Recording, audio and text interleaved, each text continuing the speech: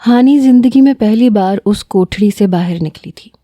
اسے اس نرم و ملائم اور خوبصورت کمرے میں نیند نہیں آ رہی تھی۔ چہل قدمی کرتے کرتے اب وہ تھک چکی تھی۔ دل کو عجیب سا دھڑکا لگا ہوا تھا، ہر آہٹ پہ ڈر جاتی تھی، سہمی سہمی نظروں سے ادھر ادھر دیکھتی تھی۔ چل ہانی، راضی کو فون کر اور اسے کہہ کہ تجھے آ کے لے جائے، اس طرح تو ایک رات میں ہی پاگل ہو جائے گی۔ ہانی نے اپنے دل میں سوچتے ہوئے موبائل پہ راضی کا نمبر ڈائل کیا۔ فون کی مسلسل بجتی بیل نے راضی کی نیند میں خلل ڈالا۔ بند آنکھوں سے ہی کال اٹینڈ کی۔ سوری، میں نے اس وقت تمہیں تنگ کیا، مگر مجھے نیند نہیں آ رہی، بہت ڈر لگ رہا ہے۔ ہانی کی رونی آواز اسپیکر سے ابھری۔ ہانی، تم کہاں ہو اور کیا ہوا ہے؟ راضی آنکھیں ملتے ہوئے اٹھ بیٹھا۔ یوں اچانک ہانی کی کال نے اسے ڈسٹرب کر دیا تھا۔ میں شام سے تمہارا نمبر ٹریس کر رہا ہوں، لیکن تمہارا فون بند جا رہا تھا، راضی نے جتایا۔ ہاں، وہ بیگ میں پڑا تھا، میں نے ابھی نکالا ہے، شاید سگنل نہیں آ رہے ہوں گے۔ ہانی نے اپنے طور پہ بات بنائی۔ تبھی دروازے پہ دستک ہوئی۔ کون؟ ہانی نے ڈری سہمی آواز میں پوچھا۔ بی بی جی، دودھ پی لیں؟ دوسری طرف سے نوکرانی کی آواز آئی۔ نہیں شکریہ، میں سونے سے پہلے دودھ نہیں پیتی، ہانی نے بند دروازے سے ہی جواب دیا۔ پی لو، تمہاری صحت کے لیے اچھا ہے، کم از کم یہ دماغ تو کام کرے گا نا، راضی نے بیڈ کے ساتھ ٹیک لگاتے ہوئے مشورہ دیا۔ نہیں، میرا اس وقت کسی سے بھی ملنے کو دل نہیں کر رہا، پتہ نہیں کیوں مجھے ڈر لگ رہا ہے، تمہارے دوست کچھ عجیب سے ہیں، مجھے بالکل بھی اچھے نہیں لگے۔ ہانی نے گھڑی پہ نظر ماری تو رات کے 10 بج رہے تھے۔ تم نے رات کا کھانا کھایا ہے؟ راضی نے پوچھا۔ اس سے پہلے کہ ہانی جواب دیتی، دروازے پہ دوبارہ دستک ہوئی، جو پہلے کی نسبت زیادہ تیز اور واضح تھی۔ میں نے کہا نا، میں نے دودھ نہیں پینا، میں رات کو دودھ نہیں پیتی، تو کیوں بار بار تنگ کر رہی ہو؟ ہانی نے اونچی آواز میں کہا۔ ہانی، میں ہوں وقار، وہ صبا کہہ رہی تھی کہ آئس کریم کھانے چلتے ہیں، تم بھی ہمارے ساتھ چلو، وقار نے انتہائی میٹھی آواز میں کہا۔ تو ہانی کے ساتھ ساتھ راضی کو بھی حیرت ہوئی۔ آپ دونوں کا بہت بہت شکریہ، مگر میں سونے لگی ہوں، میں اس وقت کہیں نہیں جاتی، ہانی نے معذرت کی۔ اچھا یار، اس میں ڈرنے والی کون سی بات ہے، تم دروازہ تو کھولو، وقار نے لجاجت سے کہا۔ ہانی، دروازہ مت کھولنا، اسے کہو یہ جائے یہاں سے۔ راضی کو پتہ نہیں کیوں مگر کسی گڑبڑ کا احساس ہوا تھا۔ تبھی اس نے ہانی سے کہا، میں نے کہا وقار صاحب، میں سونے لگی ہوں، آپ جائیں یہاں سے۔ ہانی کے صاف جواب پہ وقار کا پارا چڑھ گیا۔ وہ کسی طور بھی وقار کے قابو میں نہیں آ رہی تھی۔ اگر تم نے 5 منٹ کے اندر اندر دروازہ نہ کھولا تو میں یہ دروازہ توڑ دوں گا، وقار کی قدرے سخت آواز ہانی کے کان میں پڑی، جسے سنتے ہی ہانی کا جسم کانپنے لگا۔ ہانی، تم ایسے کرو، واش روم میں جا کے کنڈی لگا لو اور کال بند مت کرنا، میں تمہارے پاس 20 منٹ کے اندر اندر پہنچ رہا ہوں۔ راضی کو وقار سے اس قدر گھٹیا پن کی امید نہیں تھی۔ اس نے جلدی سے سائڈ ٹیبل سے بائک کی چابی لی، پسٹل پاکٹ میں رکھا۔ ہانی نے راضی کی بات پہ فوراً عمل کیا۔ دروازے کا لاک توڑو جلدی، وقار نے اپنے نوکر کو دروازے کا لاک توڑنے کا کہا۔ دروازے کا لاک توڑنے کی آواز ہانی کو واش روم میں صاف سنائی دے رہی تھی، اور خوف کے مارے اس کا جسم پسینے میں ڈوبنے لگا تھا۔ پیارے اللہ جی بچا لیں پلیز، وہ دل ہی دل میں دعائیں مانگ رہی تھی، جبکہ راضی اس سے مسلسل فون پہ تسلی دے رہا تھا۔ ہانی پریشان مت ہو، میں تمہارے پاس پہنچنے والا ہوں۔ بائک تیزی سے چلاتے راضی مسلسل ہانی کو مختلف تسلیاں دے رہا تھا، جبکہ اس کا اپنا دل بھی کسی انہونی کے ڈر کی نوید سنا رہا تھا۔ کچھ دیر بعد دروازے کا لاک ٹوٹا تو وقار پاگلوں کی طرح اندر داخل ہوا، مگر خالی کمرہ دیکھ کر اس کے چہرے پہ مسکراہٹ رینگ گئی۔ لڑکی، تم میرے اندازے سے زیادہ اسمارٹ ثابت ہوئی ہو، تمہارے ساتھ کھیلنے کا بہت مزہ آئے گا، وقار نے واش روم کے بند دروازے کی طرف دیکھ کے اونچی آواز میں کہا۔ راضی آپ کو چھوڑے گا نہیں، میں آپ کو بتا رہی ہوں، ہانی نے اندر سے کانپتی آواز میں دھمکی دینے کی کوشش کی، جسے بائک چلاتے راضی اور وقار دونوں نے بخوبی سنا تھا۔ راضی یہاں تک پہنچے گا تب نا، وقار نے خباثت سے بھرپور کہا لگاتے نوکر کی طرف دیکھا۔ گھر کی تمام لائٹس آف کر دو، اور اگر راضی گیٹ پر آئے، جو کہ نہیں آئے گا، تو کہہ دینا کہ وقار صاحب اپنی مہمان کو لے کر باہر کھانا کھانے گئے ہیں۔ وقار کی بات سنتے ہی ہانی کا جسم پتے کی طرح لرزنے لگا۔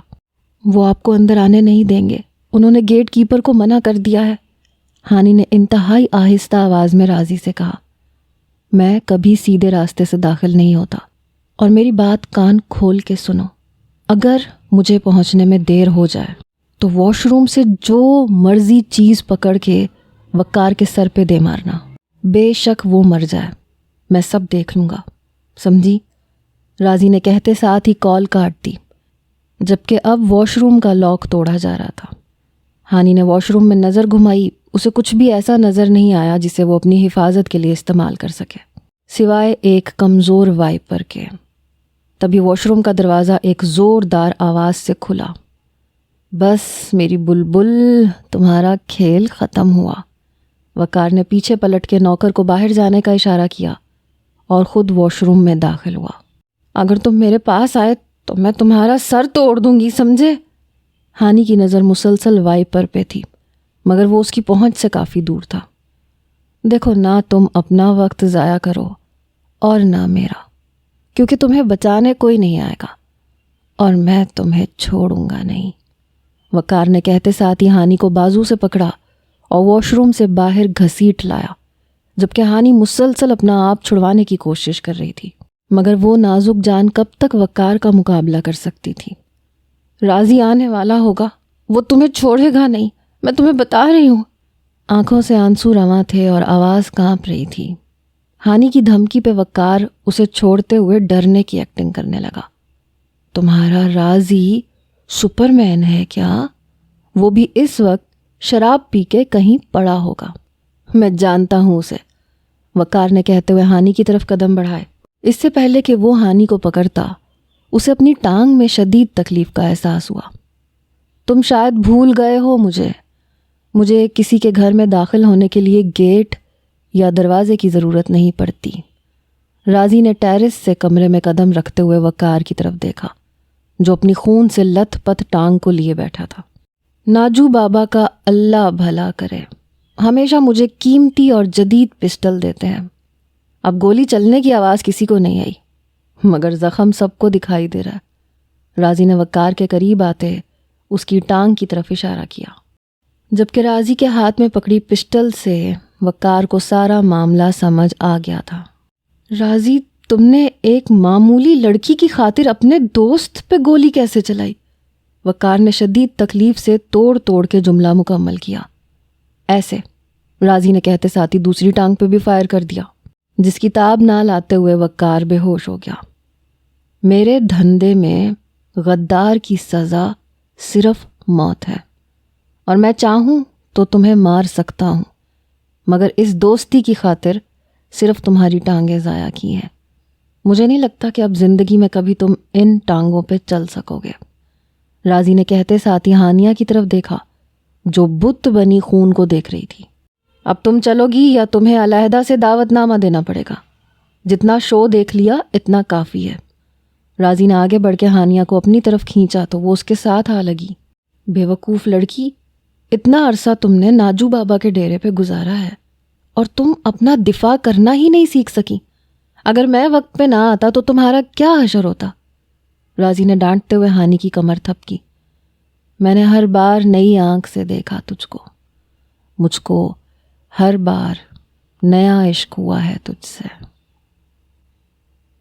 نور، کم از کم تم تو میری بات کو سمجھو، گھر والے تو میری بات سننے کو تیار ہی نہیں ہے۔ تم خود سوچو، تمہیں میرے جیسا دلہا چاہیے نہیں نا؟ بدر نے نور کو کچن کے دروازے میں روکتے ہوئے پوچھا۔ مجھے یہ سمجھ نہیں آ رہی کہ تم میری بے عزتی کر رہے ہو یا گھر والوں کی، نور نے اپنے اوپر انگلی رکھتے ہوئے کہا۔ میں کیوں کروں گا کسی کی بے عزتی؟ میں تو صرف یہ کہہ رہا ہوں کہ بھلا تم میرے ساتھ شادی کرو گی نہیں نا؟ تو یہ بات جا کے اپنے چاچو جان کو بتا دو، کیونکہ وہ ہم دونوں کی زندگیوں کا بیڑا غرق کرنے پہ تلے ہوئے ہیں۔ بدر نے دروازے کے ساتھ ٹیک لگائی۔ مجھے تو یہ سمجھ نہیں آتا کہ ابا کے ذہن میں یہ خیال کیسے آیا. انہوں نے ہمیں کبھی ایسا ویسا کچھ کرتے دیکھا ہے؟ بدر کی بات پہ نور نے آئی برو اچکا کے اسے دیکھا. میرا مطلب ہے ہم دونوں بہت اچھے دوست ہیں، پھر پتہ نہیں ابا کو کیا ہوا. بدر نے بات بدلی اس سے پہلے کہ نور کو غصہ آتا. سیدھی طرح بولو تم کیا چاہتے ہو؟ نور نے سنجیدگی سے پوچھا، جو کہ اس کی ذات کا خاصا نہیں تھا. میں سیدھی طرح ہی بول رہا ہوں کہ میں تم سے شادی نہیں کرنا چاہتا، اور میں یہ چاہتا ہوں کہ تم جا کے یہ بات اپنے چاچو کو بتاؤ، کیونکہ میری تو وہ سنیں گے ہی نہیں. لوگ پتہ نہیں کیسے اپنی اکلوتی اولاد کے اتنے نخرے اٹھاتے ہیں. یہاں تو اکلوتی اولاد ہونے پہ صرف مجھے جوتے ہی پڑ رہے ہیں. بدر نے سیدھا ہوتے ہوئے اپنے کپڑے جھاڑے. اچھا ٹھیک ہے، میں چاچو سے بات کروں گی. اب تم اپنی یہ شکل لے کے گم ہو جاؤ. نور نے اسے سائڈ پہ ہونے کا اشارہ کیا. میرا غصہ کرنا تو بنتا ہے، مگر مجھے یہ سمجھ نہیں آ رہی کہ تم نے کس چکر میں کدو جیسا منہ بنایا ہوا ہے. بدر کو نور کی یہ سنجیدگی اچھی نہیں لگ رہی تھی. مسٹر بدر، آپ کے ساتھ مسئلہ کیا ہے؟ نور نے کمر پہ ہاتھ رکھتے ہوئے پوچھا. میری زندگی میں 2 ہی لوگ ہیں جو میری بات توجہ سے سنتے ہیں، ایک تم اور دوسرا راضی. مگر انتہائی افسوس سے کہنا پڑا ہے کہ اس وقت تم دونوں ہی میری بات سننے کے موڈ میں نہیں ہو. تو میں کیا کروں؟ بدر نے چڑھتے ہوئے کہا. میری مانو تو دونوں مل کے ٹام اینڈ جیری دیکھتے ہیں. قسم سے بہت مزہ آتا ہے، موڈ ایک دم فریش ہو جاتا ہے. کیا کہتے ہو؟ نور نے بدر کے قریب ہوتے ہوئے آہستہ آواز میں مشورہ دیا. مجھے تم سے اسی عقل مندی کی امید تھی. اس بات پہ میرا دل کر رہا ہے کہ میں تمہارا منہ چوم نہیں سکتا اور توڑنے کوئی دے گا نہیں. بدر نے آدھا جملہ کہتے خاموشی اختیار کی. تم نے پوچھا تھا کہ کیا کروں تو میں نے بتا دیا، مگر میں نے اس وقت کارٹون دیکھنے ہیں، لہٰذا میرا راستہ چھوڑو. نور نے بدر کی سائڈ سے گزرنا چاہا. نور، میں بالکل سنجیدہ ہوں. اگر تم نے شادی سے انکار نہ کیا تو میں انتہائی ظالم اور جابر قسم کا شوہر بنوں گا. میں تمہیں روز ماروں گا، ڈراؤں گا، تم پہ ظلم کروں گا. بدر کی بات پہ کسی نے تالی بجائی تو دونوں نے اس سمت دیکھا. میں سمجھا تھا کہ میری اولاد کافی نالائق اور بدتمیز ہے، مگر اتنی گھٹیا اور کمینی ہے اس کا مجھے اندازہ نہیں تھا. یوسف صاحب جو پانی پینے کے خیال سے باہر نکلے تھے، بدر کا آخری جملہ سنتے غصے میں آئے. ابا، وہ میں کہہ رہا تھا کہ بدر نے بات بدلنے کی کوشش کی، مگر اس کے الفاظ نے اس کا ساتھ نہیں دیا. نور جیسی بچی کو واقعی تم ڈیزرو نہیں کرتے. دل تو کر رہا ہے کہ تمہاری شادی کسی گھٹیا جگہ پہ کروں، مگر کیا کروں، یہ میرے بھائی کی آخری نشانی ہے. بدر، جو یوسف صاحب کے آدھے جملے پر پر امید ہو گیا تھا، ایک دم پھر مایوس ہوا. ابا، میں آپ کی ساری باتیں مانوں گا، بہت خدمت کروں گا، پلیز آپ یہ شادی نہ کریں. بدر نے اچانک یوسف صاحب کے پاؤں پکڑتے ہوئے گڑ گڑا کے کہا تو نور اور یوسف صاحب دونوں ایک دوسرے کو دیکھنے لگے. میرے پاؤں چھوڑو، میں گر جاؤں گا. یوسف صاحب نے غصے سے اپنے آپ کو چھڑوانے کی کوشش کی. اب آپ وعدہ کریں، آپ میری بات مان لیں گے. بدر نے ضد کی. ٹھیک ہے، ایک شرط پہ. تم نور کے لیے ایک بہت اچھا لڑکا تلاش کرو گے. اگر تم 3 مہینے میں نور کے لیے ایک اچھا رشتہ نہ لا سکے تو میں تمہاری نور سے شادی کر دوں گا. یوسف صاحب کی بات پہ بدر نے خوش ہوتے ہوئے انہیں گلے لگا لیا. ٹھیک ہے ابا، مجھے یہ شرط منظور ہے. میں آپ کو نور کے لیے ایک زبردست دلہا لا کے دوں گا. بدر نے پرجوش آواز میں کہا، جس پہ نور نفی میں سر ہلانے لگی. ہانی مسلسل آدھے گھنٹے سے سر جھکائے رونے میں مصروف تھی، جبکہ راضی اسے دیکھ رہا تھا. اب بس بھی کر دو اور کچھ کھا لو. راضی نے ہانی کے آگے پڑے کھانے کی طرف اشارہ کیا، جس پہ اس نے نفی میں سر ہلایا. آخر کب تک بھوکی رہو گی؟ کچھ کھا لو، پھر میں تمہارا بندوبست کرتا ہوں. راضی کی بات پہ ہانی نے آنسو بھری آنکھوں سے اسے دیکھا. تبھی راضی کا فون بجنے لگا. مجھے بغیر کسی وجہ کے پکار لیا کرو، مجھے تمہاری آواز سے محبت ہے. بدر نے چہکتے ہوئے شعر پڑھا. ٹھرکی انسان، میں اس وقت تیری بکواس نہیں سن سکتا. تجھے جو آدھی رات کو دورے پڑتے ہیں، میری مان کوئی کوٹھا جوائن کر لے۔ راضی کی بات پہ بدر نے کہا لگایا، جبکہ ہانی نے اسے حیرت سے دیکھا۔ بغیرت، کمینے، لاپرواہ، عجیب و غریب قسم کی مخلوق، میں نے تجھے رات کے اس وقت اس لیے فون کیا ہے کہ میں نے تیری مدد کے بغیر اپنے ابا کو راضی کر لیا۔ بدر کی چہکتی آواز اسپیکر سے ابھری۔ اچھا تو میں کیا کروں؟ میرا اس میں کیا فائدہ ہے؟ راضی نے بیزار آواز میں جواب دیا، کیونکہ اس کی نظریں مسلسل ہانی پہ ٹکی ہوئی تھیں۔ تجھے رات کے اس پل کس نے کریلا چبانے کا مشورہ دیا تھا میرے دوست؟ بدر نے اپنے بیڈ پہ بیٹھتے ہوئے پوچھا۔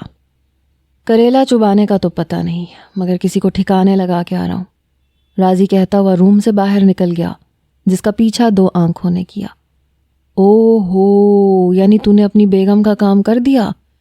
ویسے تو عام حالات میں اگر کسی کی بیوی فوت ہوتی ہے تو اس سے ہمدردی کی جاتی ہے، مگر میرا خیال ہے تو مجھے اس خوشی میں ٹریٹ دینے لگا ہے۔ بدر نے خوشگوار آواز میں تبصرہ کیا۔ اپنی بکواس بند رکھ، میں نے ایسا کچھ نہیں کہا، راضی نے باہر ٹہلتے دبے دبے غصے سے جواب دیا۔ راضی، آج میں تجھے ایک بات بتاتا ہوں، جب تو اپنا غصہ پورے طریقے سے نکال نہیں سکتا اور دبا دبا غصہ کرتا ہے تو قسم سے مجھے بڑا مزہ آتا ہے۔ بدر نے بیڈ کے ساتھ ٹیک لگائی۔ بدر، مجھے ایسے کیوں لگتا ہے کہ تیرا ابا تیری شادی تو نہیں مگر جنازہ ضرور دیکھ سکے گا؟ تیرا کیا خیال ہے اس بارے میں؟ راضی نے بظاہر مسکراتے ہوئے پوچھا۔ اللہ نہ کرے تیرے منہ میں خاک، تیرے جیسے دوستوں کے ہوتے ہوئے بندے کو دشمن کی ضرورت نہیں پڑتی، بدر نے فوراً کہا تو راضی کا کہا گونجا۔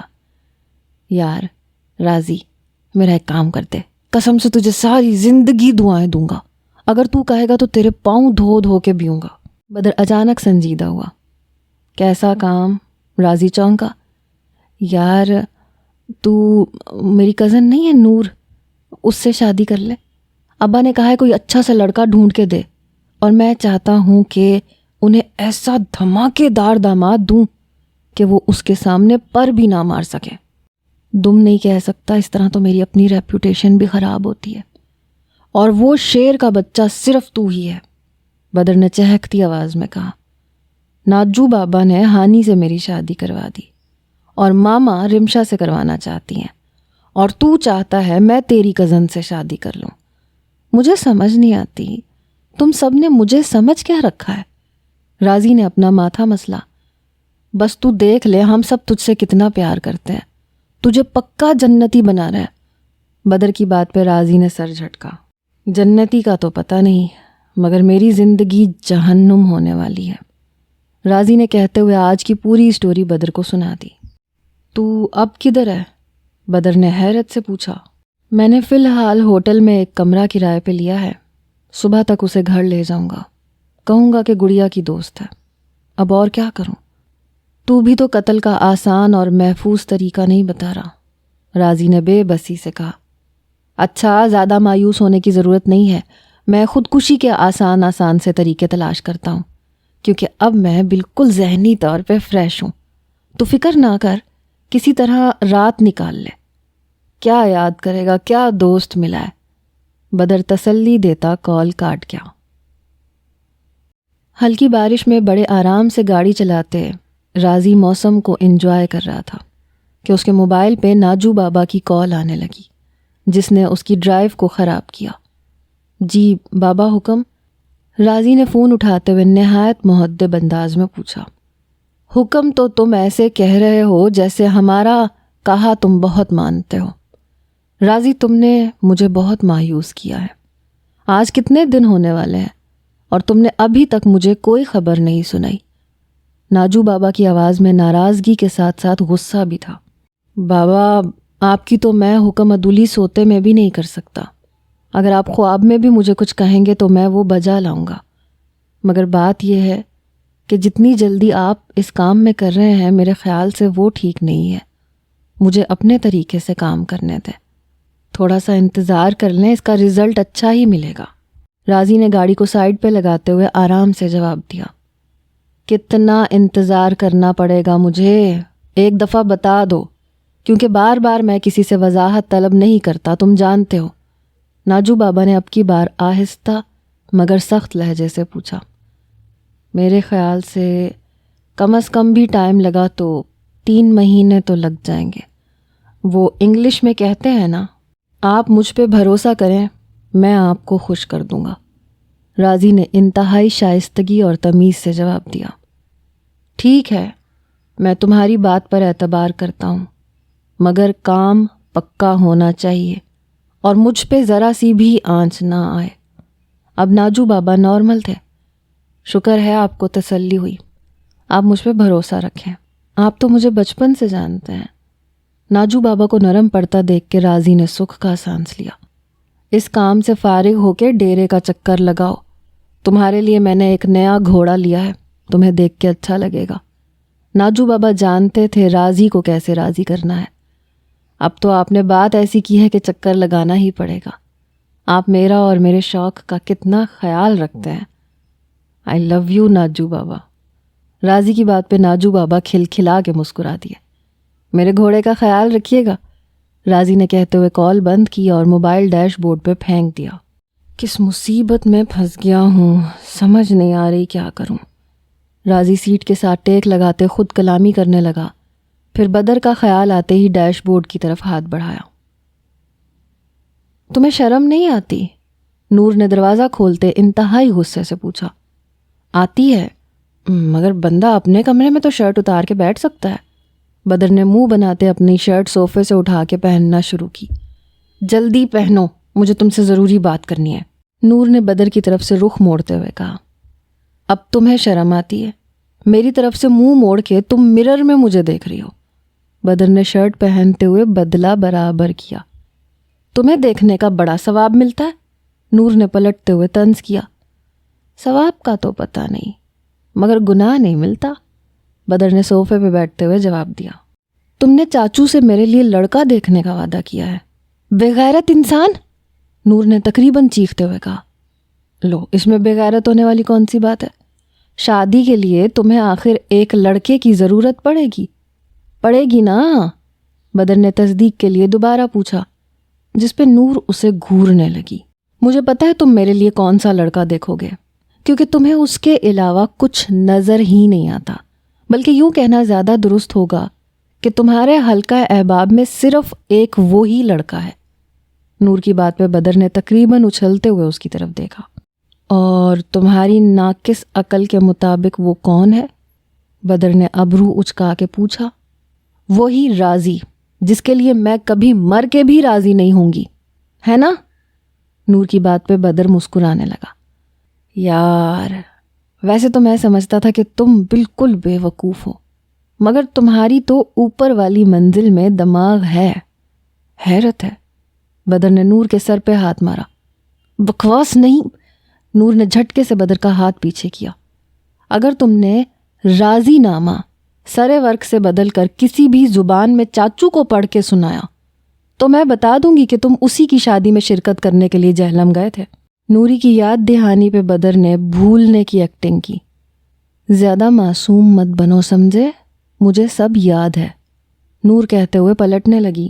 دیکھو, تم فی الحال اسی پہ گزارا کر لو, اور اب تو 2 شادیوں کا ٹرینڈ چل رہا ہے.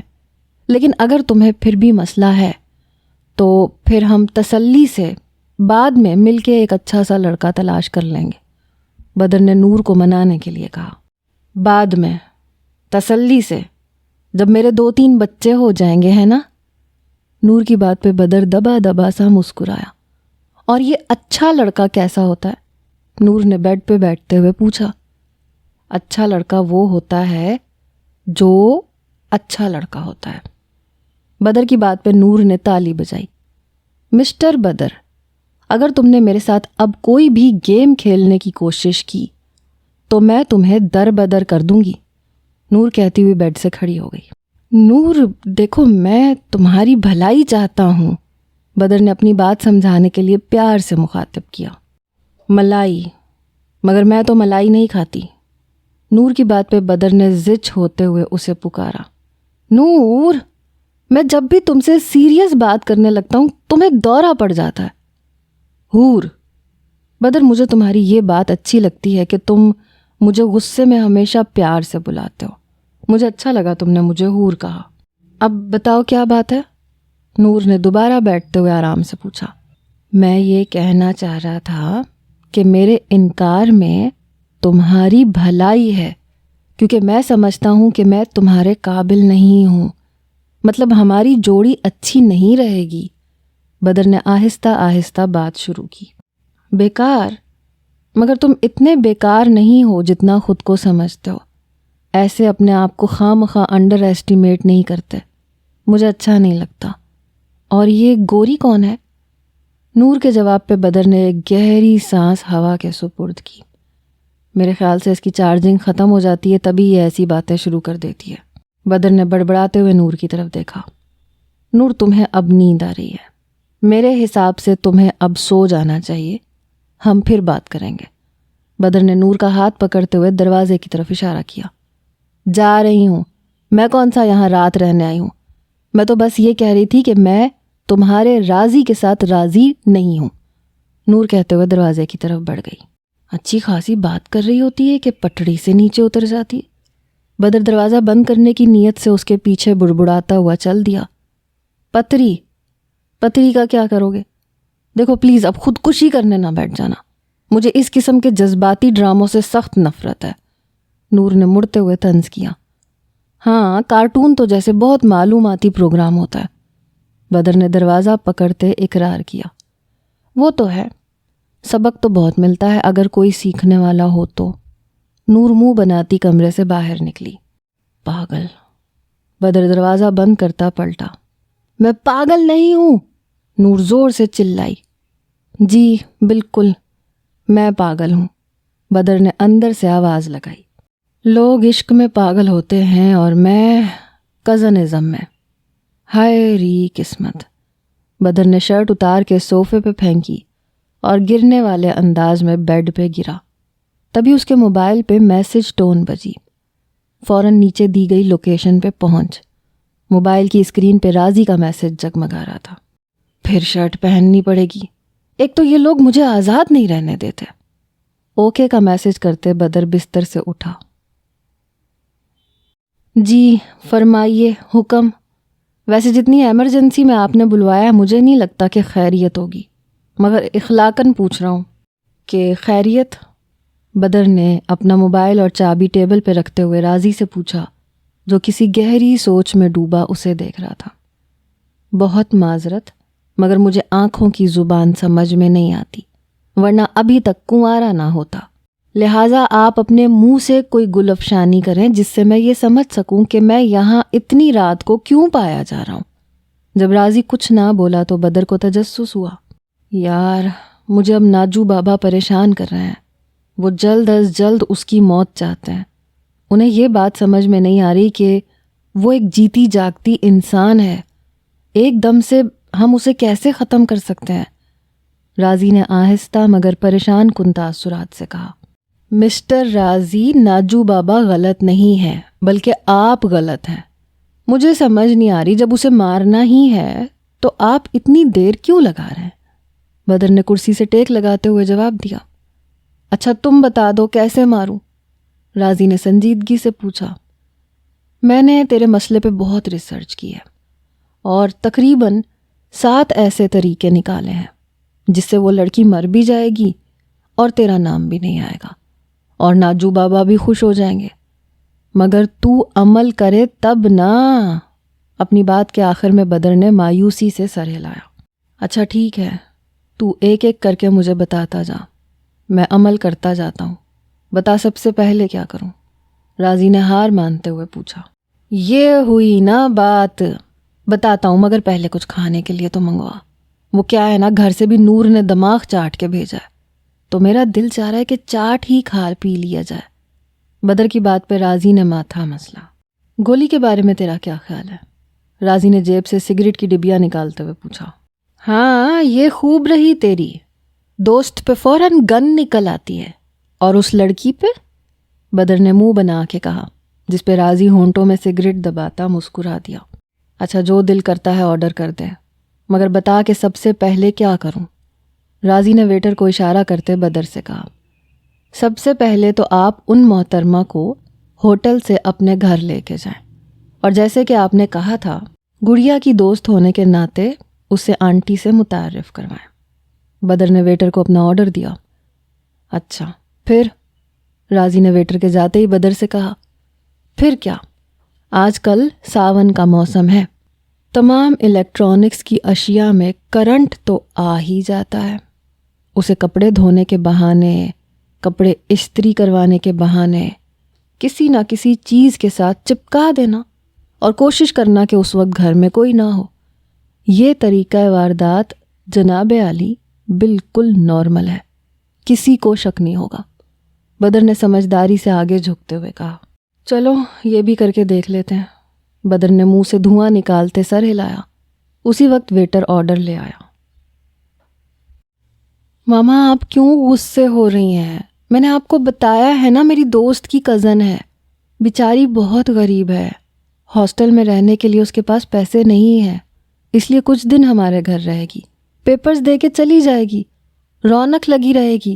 ویسے بھی سارا دن میں اور آپ اکیلے ہی ہوتے ہیں۔ ماما پلیز۔ گڑیا پچھلے آدھے گھنٹے سے بانو بیگم کو راضی کر رہی تھی۔ مجھے سمجھ نہیں آتی، یہ بیٹھے بٹھائے تم دونوں بہن بھائیوں کو کیا دورہ پڑ جاتا ہے؟ تم نے کہا کہ اس نے یہاں رہنا ہے اور وہ منہ اٹھا کے اس لڑکی کو لینے چلا گیا۔ نہ جان نہ پہچان، ہمیں کیا پتا وہ بچی کیسی ہے، اور پھر ہم کسی کی جوان اولاد کو اپنے گھر میں کیوں رکھیں؟ بانو بیگم کے وہی سوال جن سے گڑیا تنگ آ گئی تھی۔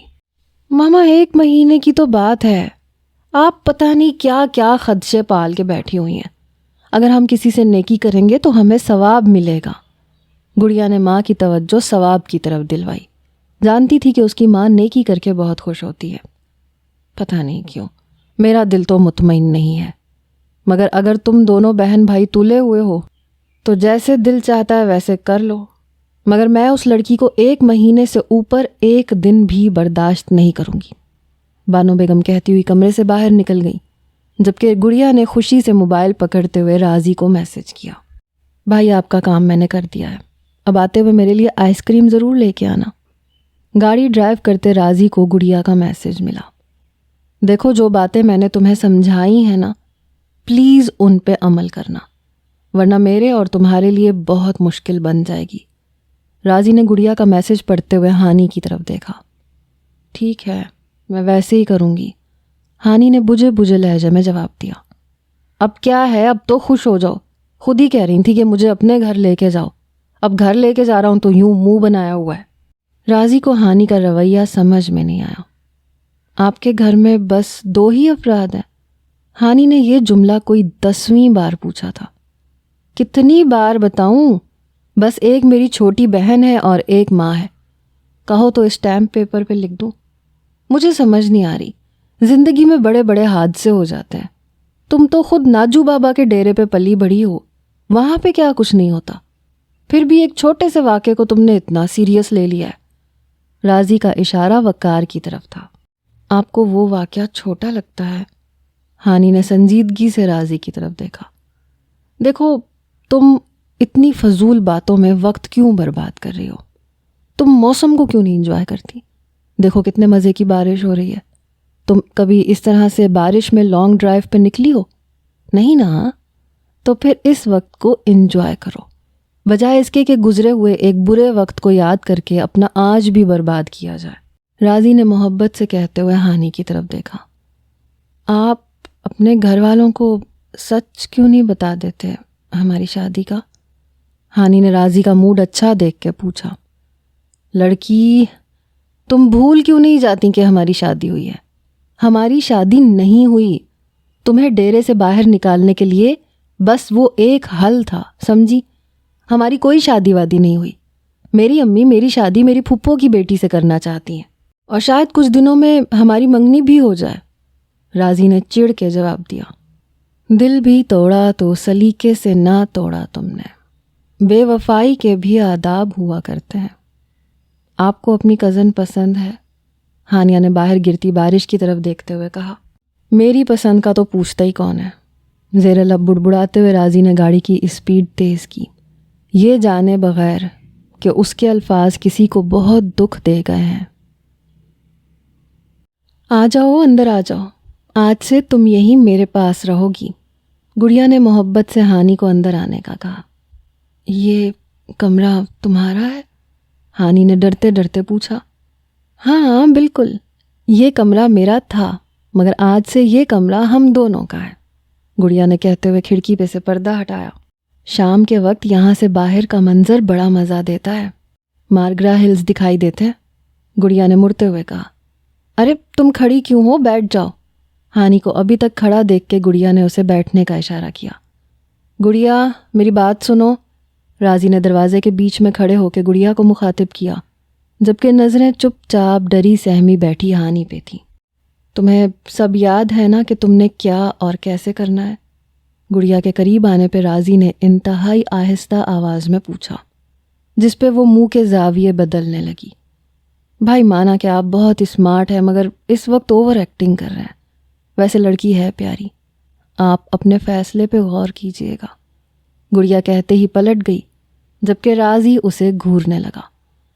تم نے اس گھر میں کسی قسم کا کوئی تکلف نہیں کرنا، جو چیز چاہیے ہو اپنی سمجھ کے لے لینا، تم اس گھر کو اپنا ہی سمجھو، اور میں تمہیں آپ نہیں کہوں گی، ٹھیک ہے؟ گڑیا کی بات پہ ہانی نے سر ہلایا۔ یہ تم ہر بات پہ سر کیوں ہلاتی ہو، منہ سے کیوں نہیں بولتی؟ گڑیا کو ہانی پہ غصہ آیا، وہ جب سے آئی تھی ایک لفظ نہیں بولی تھی۔ دیکھو مجھے بولنے والے لوگ بہت پسند ہیں، میں خود بھی بہت بولتی ہوں، گڑیا نے ہانی کے قریب بیٹھتے ہوئے کہا۔ تم بہت پیاری ہو۔ ہانی کو حشاش بشاش اور پر اعتماد سی گڑیا بہت اچھی لگی۔ پیاری تو تم بھی ہو، مگر تھوڑی سی کنفیوز ہو، میرے ساتھ رہو گی تو بالکل پٹر پٹر بولنے لگو گی۔ گڑیا کی بات پہ ہانی مسکرا دی۔ چلو اب تم فریش ہو جاؤ، میں تمہارے لیے کچھ کھانے کو لاتی ہوں، گڑیا کہتی ہوئی کمرے سے باہر چلی گئی، جبکہ ہانی کی آنکھوں میں نمی اترنے لگی۔ اگر آج میرے ماں باپ زندہ ہوتے تو میرا بھی چھوٹا سا پیارا سا گھر ہوتا، پھر میں بھی بالکل اس لڑکی کی طرح خوش اور مطمئن ہوتی، کاش ایسا ہوتا۔ ہانی نے دل میں سوچتے اوپر کی طرف دیکھا۔ پریشان ہونے کی ضرورت نہیں ہے، میں تمہارے ساتھ ہوں، کوئی بھی مسئلہ ہو تو مجھے بتا دینا، یہ گھر میرا ہے اور میری بہن بہت اچھی ہے، اور مجھے امید ہے کہ تم دونوں کی بہت جلدی دوستی ہو جائے گی۔ راضی کی آواز پہ ہانی نے دروازے کی طرف دیکھا اور پھیکا سا مسکرائی۔ گڈ، یہ ہوئی نا بات، راضی کہتا ہوا اوپر کی طرف بڑھ گیا۔ مسٹر رازیان، سوچ سمجھ کے بولا کریں، یہ کہنا بہت آسان ہے کہ میں آپ کے ساتھ ہوں، یہ الفاظ جس سے بولیں سوچ سمجھ کے بولیں، ان لفظوں میں چھپی سچائی روحانی خوشی کا باعث بنتی ہے، اور ان کے پیچھے چھپا جھوٹ عمر بھر کی اذیت کا سامان بن جاتا ہے۔ ہانی تلخی سے مسکراتی واش روم کی طرف بڑھ گئی۔ شانی، مجھے راضی کے ایک ایک پل کی رپورٹ چاہیے، پتہ نہیں کیوں مگر مجھے راضی سے بے وفائی کی بدبو آ رہی ہے، کوئی اپنا خاص آدمی اس کے پیچھے لگا دو، کہیں ایسا نہ ہو کہ بے فکری میں وہ ہم پہ وار کر جائے۔ ناجو بابا نے حقہ پیتے ہوئے پاس کھڑے شانی سے کہا، بابا آپ خواہ مخواہ اس پہ شک کر رہے ہیں، آپ کے سامنے ہی تو وہ بڑا ہوا ہے، اور میں اسے اچھی طرح جانتا ہوں، وہ آپ کے ساتھ کبھی بھی بے وفائی نہیں کرے گا۔ شانی نے اپنے دوست کی سائڈ لی۔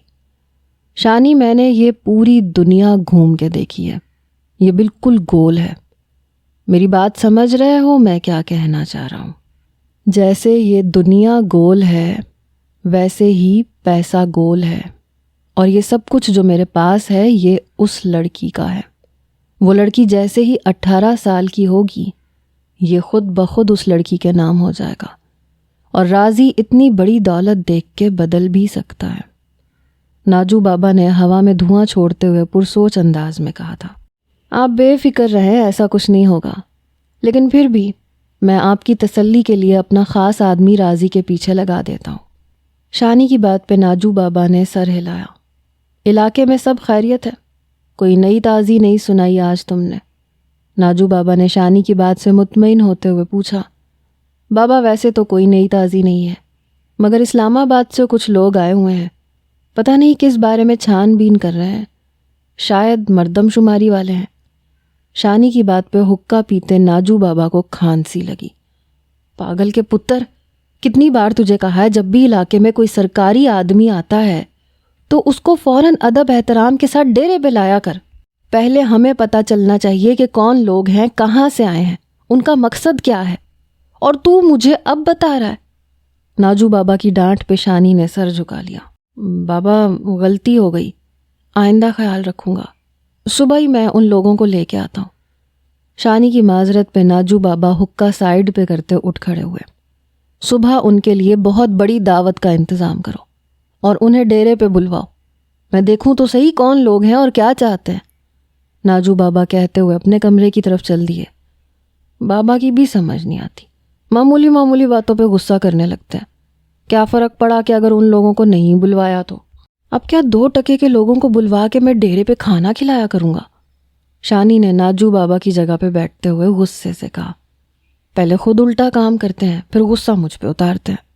ہانی کی شادی مجھ سے کر دیتے، ابھی تک میں نے اس کو زہر دے دیا ہوتا اور کہہ دیتا کہ سانپ نے کاٹا ہے. راضی صاحب تو پتہ نہیں کب کچھ کریں گے. شانی بڑبڑاتا ہوا موبائل نکالنے لگا. کہاں جا رہے ہو؟ بدر تیزی سے لاؤنج عبور کر رہا تھا کہ یوسف صاحب کی آواز پہ رکا، مگر پلٹا نہیں. کتنی بار کہا ہے ابا جی، جاتے وقت پیچھے سے آواز مت دیا کریں، بدشگونی ہوتی ہے. مگر آپ تو آپ ہیں، بدر نے ناراضگی سے کہا. برخوردار، اگر آپ کسی نیک کام کے لیے جا رہے ہوتے تو میں کبھی آواز نہ دیتا، مگر میں جانتا ہوں کہ آپ اس وقت کہاں تشریف لے کے جا رہے ہیں اور وہاں پہنچ کر بھی آپ کیا کام کریں گے. یوسف صاحب نے ٹانگ پہ ٹانگ رکھتے ہوئے گہرا طنز کیا. ابا جان، آپ کہیں سے بھی پڑھے لکھے نہیں لگتے، پتہ نہیں سارا دن اخبار کو کیسے گھورتے رہتے ہیں. کبھی کبھی تو آپ کی یہ خوبصورت گفتگو سننے کے بعد مجھے لگتا ہے کہ آپ میرے ابا نہیں میری پھپھو ہیں. بدر نے مصنوعی دکھ بھری آواز میں جواب دیا. ادھر بیٹھو اور میری بات کا جواب دو. یوسف صاحب نے اسے سامنے بیٹھنے کا اشارہ کیا. جی فرمائیے. بدر پاؤں پٹکتے ہوئے ان کے سامنے بیٹھ گیا. اچھا لڑکا تلاش کیا ہے یا برے لڑکے کا نام ہی کارڈ پہ لکھوا دوں؟ بدر صاحب نے دل جلانے والی مسکراہٹ منہ پہ سجاتے ہوئے پوچھا. اس ملک میں کچھ بھی تلاش کرنا آسان نہیں ہے، اور ایک اچھا لڑکا تو تقریباً ناممکن ہے، مگر میں پھر بھی کوشش کر رہا ہوں کہ آپ کی اس بھتیجی کے لیے جس کا سسٹم کبھی بھی ٹھیک کام نہیں کرتا، ایک اچھا لڑکا تلاش کر لوں. بدر نے اپنے غصے پہ قابو پاتے ہوئے تحمل سے جواب دیا. ذرا جلدی برخوردار، کیونکہ 3 ماہ کا مطلب ہے 3 ماہ. یوسف صاحب کہتے ہوئے دوبارہ اخبار پڑھنے لگے. ابا جان، آپ آج ایک بات مجھے سچ سچ بتا دیں کہ کیا میں آپ کی اپنی اولاد ہوں؟ بدر نے صوفے پہ سے اٹھتے ہوئے پوچھا. یہ میری واحد غلطی ہے جس پہ میں حقیقتاً بہت شرمندہ ہوں. یوسف صاحب کے طنز میں عجیب سا اطمینان تھا. معذرت کے ساتھ، مگر آپ ایک اچھے والد ثابت نہیں ہوئے. دیکھنا، میں آپ کو ایک اچھا والد بن کے دکھاؤں گا. میں اپنے بچے کا دوست بن کے رہوں گا، اس کے ہر کام میں اس کا ساتھ دوں گا. بدر نے فخریہ انداز میں کہتے ہوئے یوسف صاحب کی طرف دیکھا جو اس کی بات پہ ہنس رہے تھے. ظاہری سی بات ہے، بندروں کے باپ بھی بالکل انہی کے جیسے ہوتے ہیں. بیٹا ایک درخت پہ لٹک رہا ہوتا ہے، باپ دوسرے پہ. یوسف صاحب نے ہلکا سا کہا لگایا، جس پہ بدر تپتا ہوا باہر نکل گیا، مگر بدقسمتی سے اندر آتی ہوئی نور سے ٹکراؤ ہو گیا. بدر بیٹا، آج تیرا دن ہی خراب ہے. اب اس کا سارا سسٹم ہل جائے گا اور یہ مجھے ہلا دے گی. چپ کر کے نکل جا. بدر خود ہی سے مخاطب ہوتا سائیڈ سے گزرنے لگا. کہاں جا رہے ہو؟ نور نے اپنا ماتھا مسلتے ہوئے پوچھا. خیر ہے، آج سب کو میری فکر کھائے جا رہی ہے. بدر نے مڑتے ہوئے اسے حیرت سے دیکھا. نکر؟ مگر تم نے تو پینٹ پہنی ہوئی ہے. نور نے سر سے پاؤں تک بدر کا جائزہ لیا، جس پہ ہاتھ جوڑتے ہوئے وہ دوبارہ مڑنے لگا. کیسے جاؤ گے؟ نور نے بدر کو جاتے دیکھ کے فوراً پوچھا. میرے پاس باپ دادا کی طرف سے وراثت میں اڑن قالین نہیں آیا، لہٰذا مجبوراً بائک پہ ہی جاؤں گا. بدر نے طنز کیا. کیا تمہارے بیٹھنے پہ تمہاری بائک خود بخود اسٹارٹ ہو جاتی ہے؟ امپریسو. نور نے سوچتے ہوئے بدر کی طرف دیکھا، جس پہ بدر کو تھوڑا شک گزرا. چابی تمہارے پاس ہے؟ بدر نے اپنی جیبیں ٹٹولتے ہوئے نور کی طرف دیکھا. جب تم مجھ سے ٹکرائے تھے تو یہ زمین پہ گر گئی تھی. نور نے چابی دکھاتے ہوئے بتایا۔ تو سیدھی طرح دے دیتی نا، یہ ڈرامے کرنے کی کیا ضرورت تھی؟ بدر چابی لینے کے لیے آگے بڑھا۔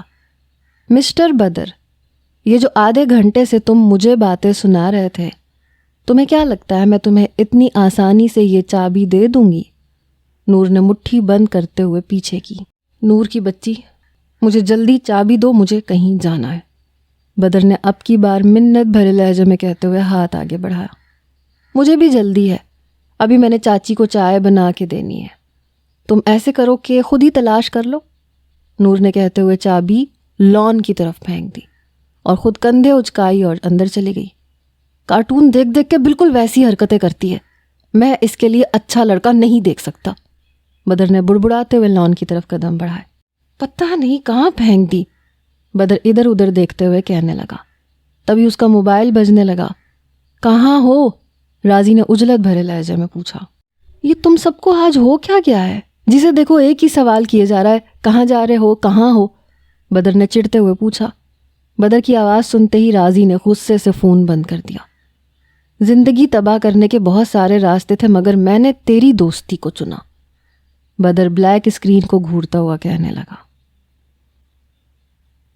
کیا ہے؟ ذرا سی بات برداشت نہیں ہوتی؟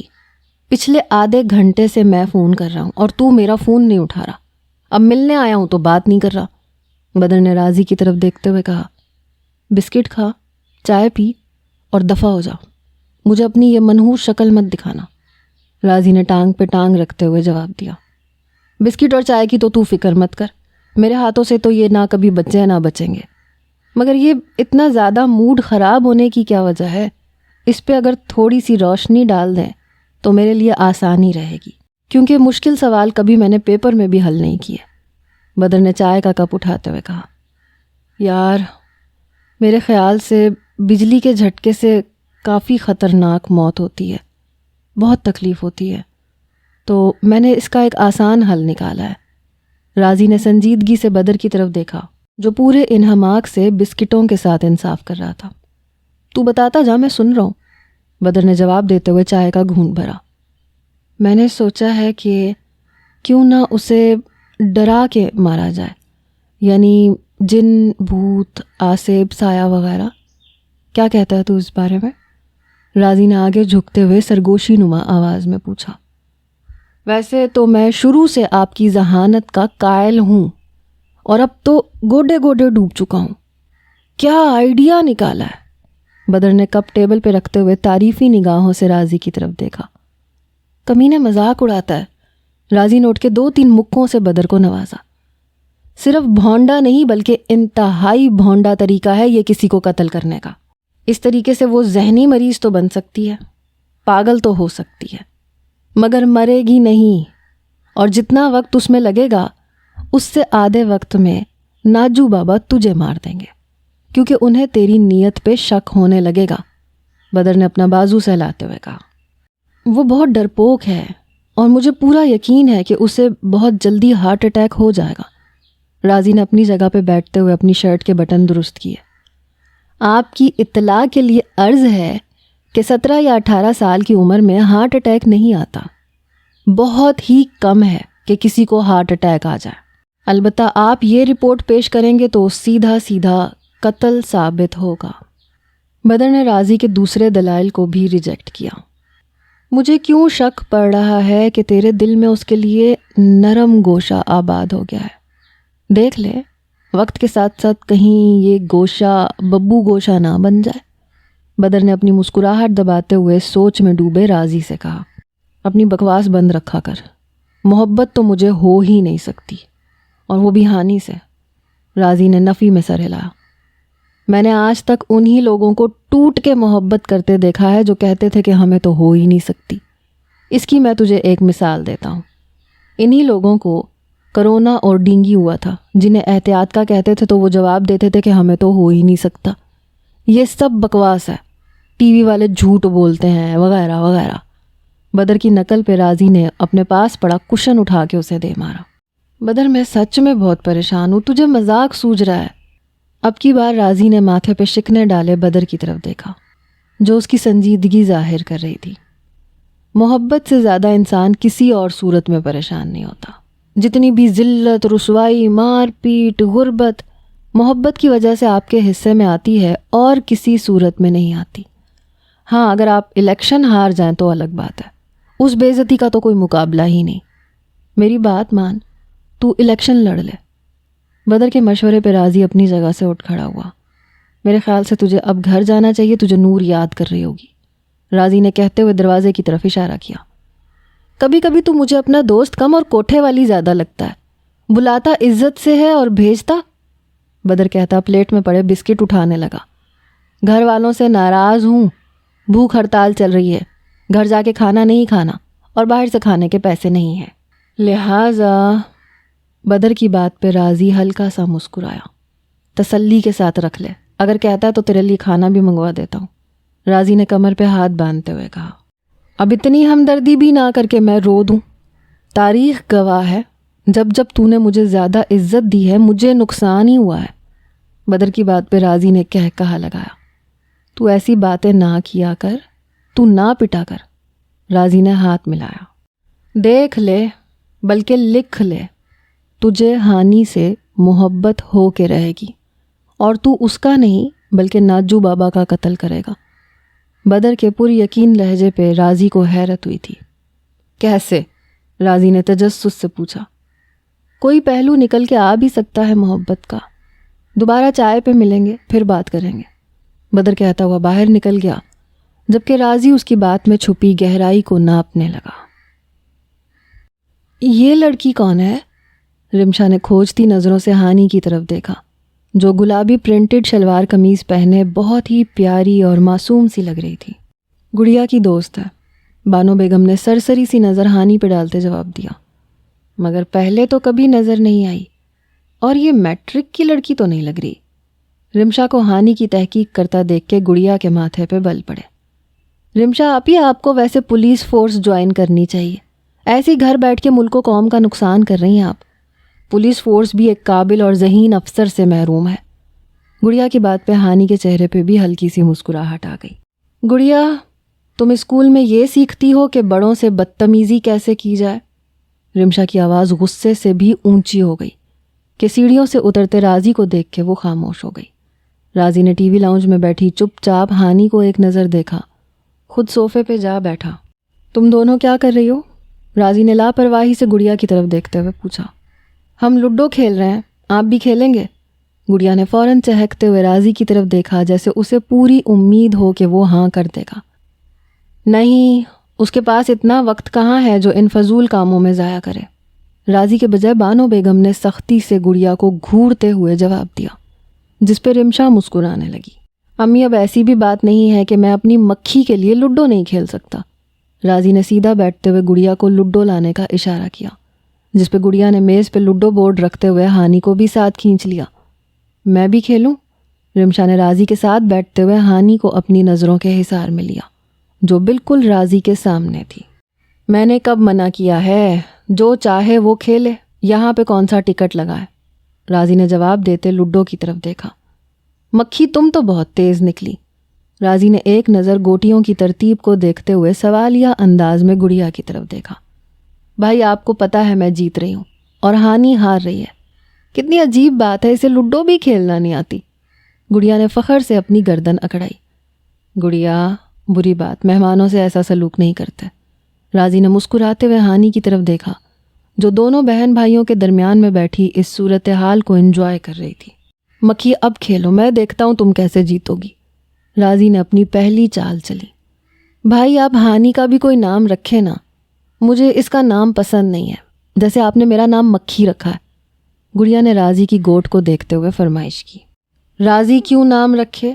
اور یہ تم کیا ہر بات پہ ہانی ہانی کرنے لگتی ہو؟ چلو اٹھو اور اندر جاؤ. اس سے پہلے کہ راضی جواب دیتا، بانو بیگم نے کچن سے باہر آتے ہوئے غصے سے کہا. انہیں ہانی کا یوں راضی کے ساتھ بیٹھ کے کھیلنا بالکل اچھا نہیں لگ رہا تھا. صدا کی ڈرپوک ہانی یوں بانو بیگم کے بولنے پہ فوراً اپنی جگہ سے کھڑی ہو گئی. بیٹھو، تمہیں کیا ہوا ہے؟ ابھی تو گیم شروع ہوئی ہے. ویسے بھی امی نے تمہیں کچھ نہیں کہا. راضی نے ہانی کا ہاتھ پکڑتے اسے دوبارہ نیچے کارپٹ پہ بٹھایا. اور یہ حرکت بانو بیگم اور رمشا نے بہت غور سے دیکھی، جبکہ ہانی سہمی سی خاموش بیٹھ گئی۔ بھائی آپ کو پتہ ہے آج کہیں نہ کہیں دنیا میں ضرور کچھ نہ کچھ عجیب ہوگا۔ گڑیا نے انتہائی سنجیدگی سے بانو بیگم کو نظر انداز کرتے ہوئے راضی کی طرف دیکھا۔ کیوں بھائی، آج ایسا کیا خاص ہے؟ راضی نے دلچسپی سے ہانی کی طرف دیکھا جو کشمکش کا شکار تھی کہ راضی کی گوٹ کو مارے یا نہیں۔ مار دو، ایک گوٹ ہی ہے نا، اتنی پریشان کیوں ہو؟ راضی نے اپنی گوٹ اٹھاتے ہوئے ہانی کی مشکل آسان کر دی، جبکہ وہ مسکین سی شکل بنائے راضی کی طرف دیکھ رہی تھی۔ بانو بیگم اور رمشا کا بس نہیں چل رہا تھا کہ وہ ہانی کو اٹھا کے باہر پھینک دیں۔ راضی کا انتہائی محبت اور نرم لہجے سے اسے مخاطب کرنا انہیں شدید کھٹک رہا تھا۔ تم نے بتایا نہیں کہ کیا عجیب کیوں کچھ ہوگا؟ راضی نے اپنی باری کرتے ہوئے گڑیا سے پوچھا۔ آج رمشا آپ ہی بالکل خاموش بیٹھی ہیں جیسے یہاں ہو ہی نہیں، گڑیا نے کہتے ہوئے کہا لگایا۔ ہاں واقعی، میں نے تو یہ بات نوٹ ہی نہیں کی۔ رمشا تم تو بات ہی نہیں کر رہی ہو۔ راضی نے حیرت سے مڑتے ہوئے اپنے برابر بیٹھی رمشا کی طرف دیکھا۔ آج تو تمہیں کچھ نظر ہی نہیں آ رہا، رمشا کہتی ہوئی صوفے سے کھڑی ہو گئی۔ میں اسے طنز سمجھوں یا؟ راضی نے صوفے کے ساتھ ٹیک لگاتے ہوئے کہا۔ جو دل کرتا ہے سمجھو، مگر میں نے تم پہ طنز نہیں کیا کیونکہ میں کر ہی نہیں سکتی۔ رمشا کے تاثرات کافی مختلف لگے راضی کو، جسے وہ اپنی غلط فہمی سمجھ کے اگنور کر گیا، اور رمشا خاموشی سے لاؤنج کراس کر گئی۔ آج آپ ہی خاصے جلالی موڈ میں لگتی ہیں۔ خیر ہمیں کیا، گڑیا نے کندھے اچکائے۔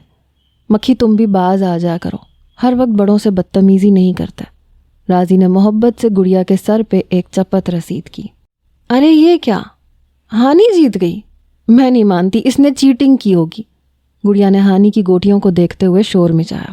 میں نے چیٹنگ نہیں کی، مجھے نہیں پتا، ابھی تو یہ سب۔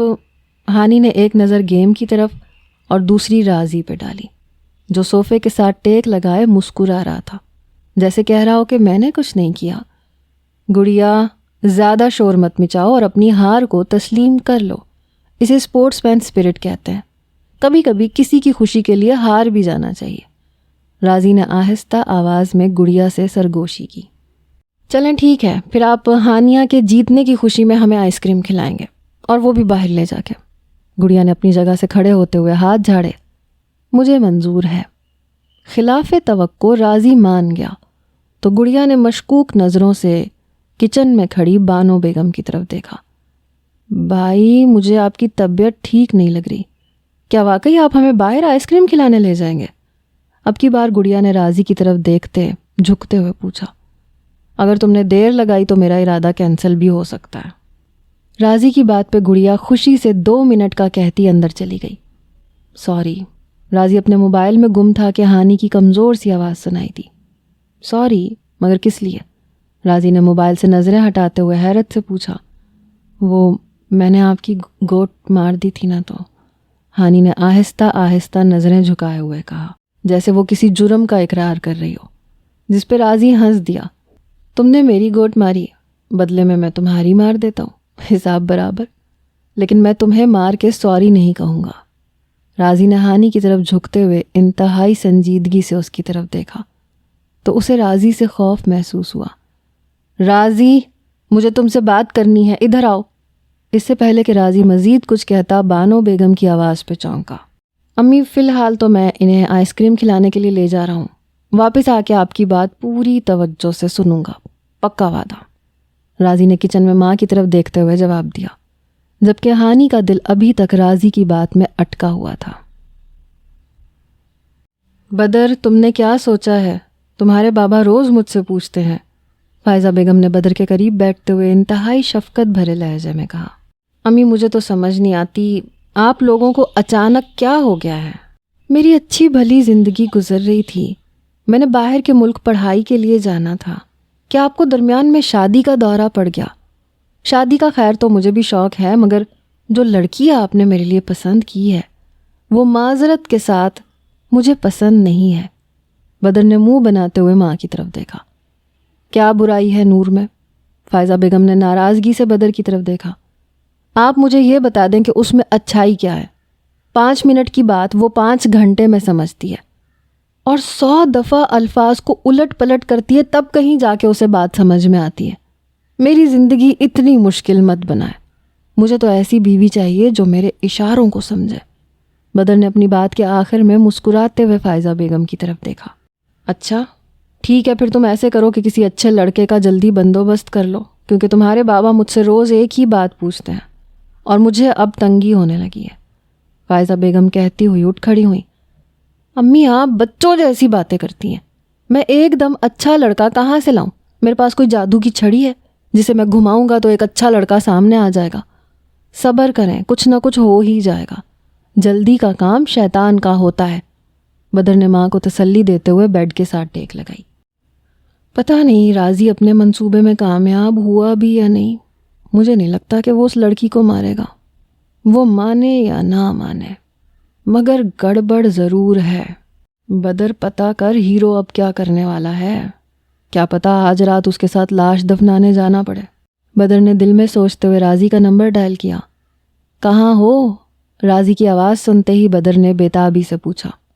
باہر، راضی نے ایک لفظی جواب دیا، کیونکہ وہ گڑیا اور ہانی کے سامنے زیادہ بات نہیں کرنا چاہتا تھا۔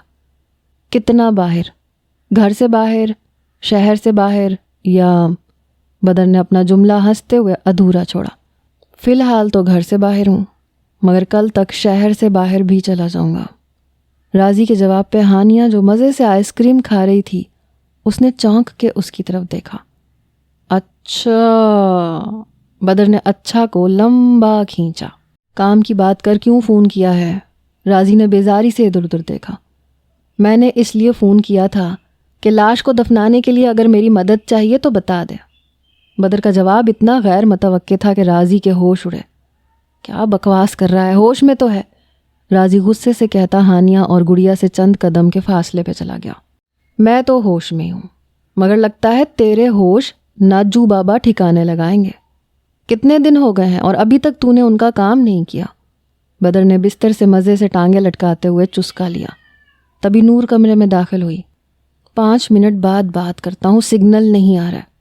راضی نے بدر کی بات کا جواب دیے بغیر کال کاٹ دی۔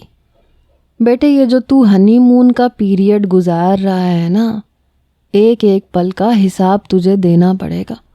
بدر نے ایک شرارتی ایموجی کے ساتھ راضی کو میسج سینڈ کیا۔ تمہیں چاچو بلا رہے ہیں۔ نور نے مسکراتے ہوئے بدر کی طرف دیکھا۔ ابا بلا رہے ہیں؟ مگر کیوں؟